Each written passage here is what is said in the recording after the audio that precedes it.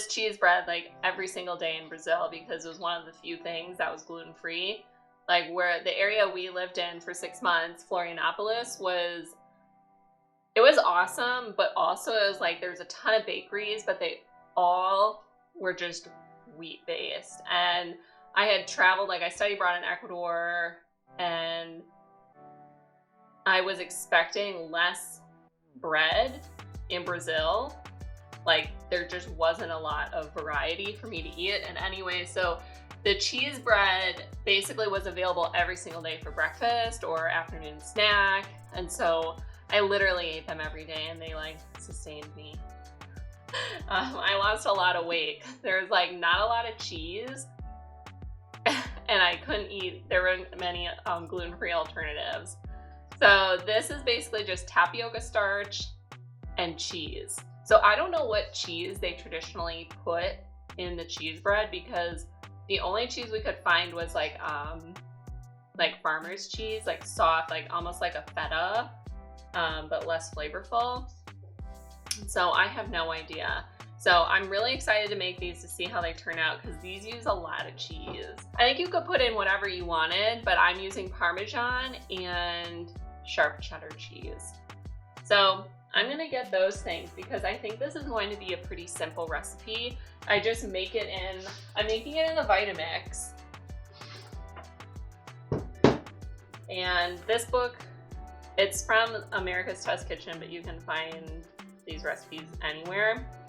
Yeah, it just says put all the ingredients together in a blender, 1 minute, and then put it in a muffin tin. There's actually a decent amount of dairy in this recipe.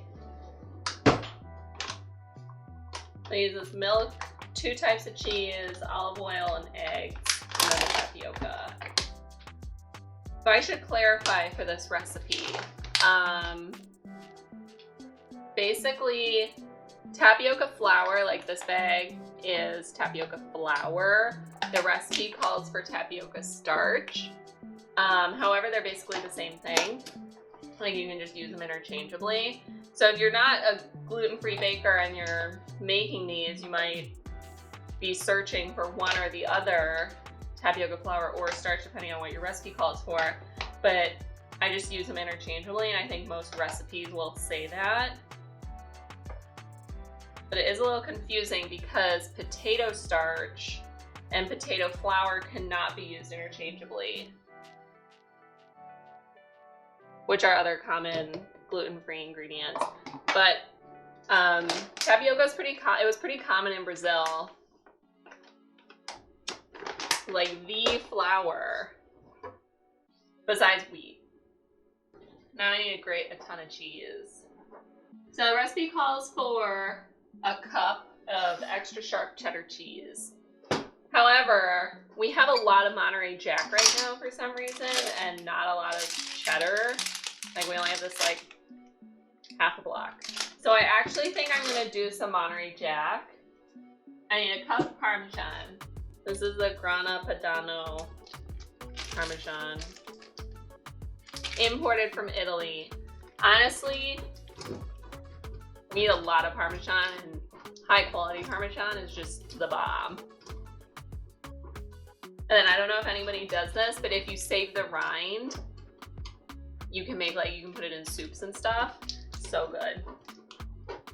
So I need 2/3 cup whole milk.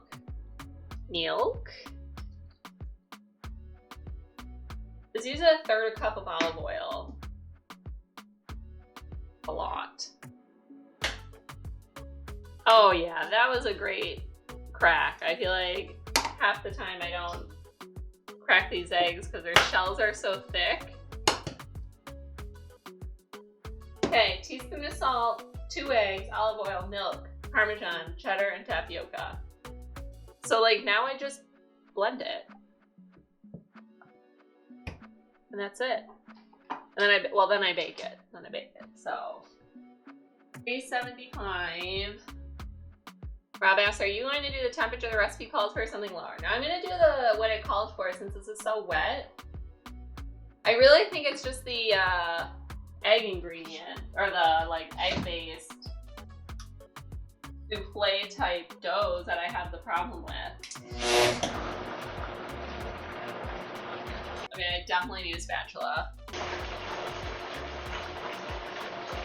This is very weird. It's almost like a pancake batter. So now I'm just gonna use regular oil to grease these pans. This is a mini, oh, let me show you. I have a mini muffin tin. Sort of messy here, I should maybe clean up.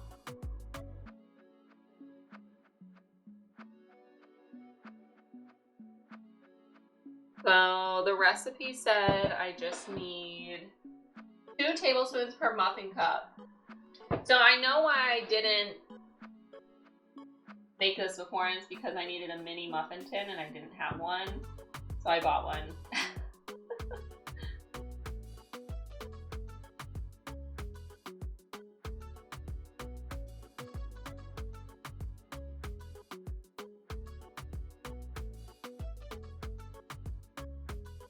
Okay, I think these are done. These are ready. Look how much these puffed up. Remember when I was worried that they were just gonna be flat? I mean, they're still gonna be a weird shape. I think they're just not going to be like... These are definitely not the shape they were when we would eat them in Brazil. They were very round. And so I was reading that there's another technique to make them where you basically cook down the tapioca on the stove, and that makes it like thicker, and then I think you like roll the dough balls and bake them like that. But this apparently is easier, which it was very easy, but these are bizarrely shaped, that's for sure.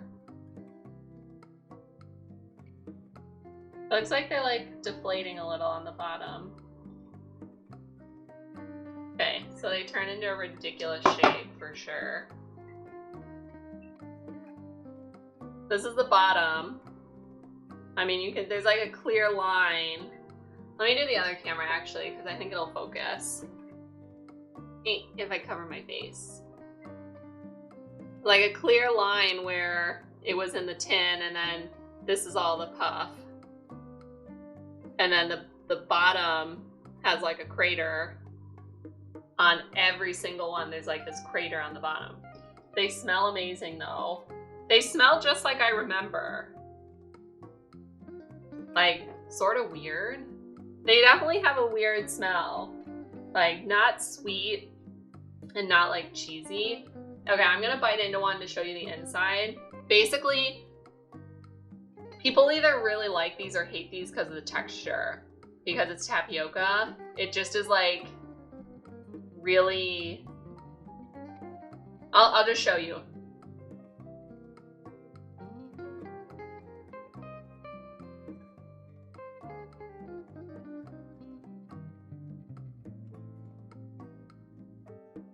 You see how it just like all compresses?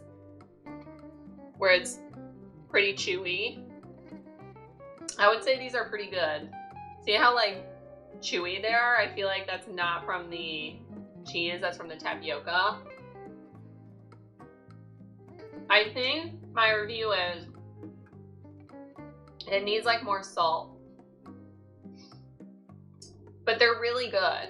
And so the recipe says to eat these all while they're warm, but I think I'll just reheat them in the oven. Okay, I'm gonna end this thing so I can eat more cheese balls and start dinner. Anyways, thanks again for watching, and I hope you learned something interesting today. Bye, everybody.